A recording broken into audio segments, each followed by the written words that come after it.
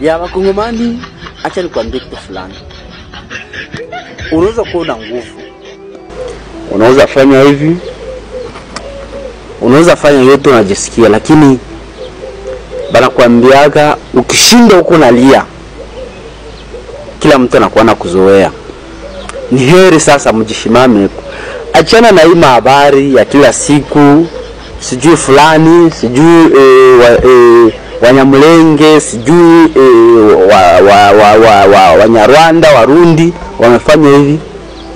Inabidi mfanye action. Action itafunika hivi yote. Kupitia, uwezi sema kwamba una nguvu, lakini una nguvu wa mdomo. Ni heri ujishimamie na upigane kuliko kusema nina nguvu siku moja ama siku moja nitakupiga. Hiyo itakuwa ni nguvu ya ziada, sio nguvu ambayo mwanadamu anafanyaka kitu na action straight. Kama nikiasema hivi, nikiasema kwa sababu tunalia sana, lakini dunia inaanza tuchoka. Kitu kilikuwa pale cha kujitetea. Achana na maneno ya nani ya mitandao, sauti, ku WhatsApp, ku Facebook, ku mitandao, na kujivuna sana na kusema siye tutafanya hivi, tutafanya hivi.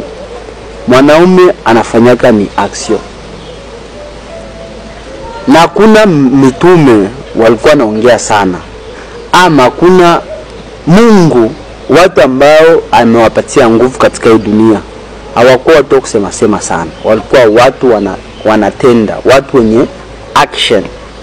Kwa hiyo Wakongomani, hii mambo ya kuongea mingi, mambo ya siasa, wakati siasa hatuijui, wakati mambo ya Kongo ilombi siasa, inaomba ni vita, inaomba nchi yetu ijifungue kiwazi, ipigane na majangili.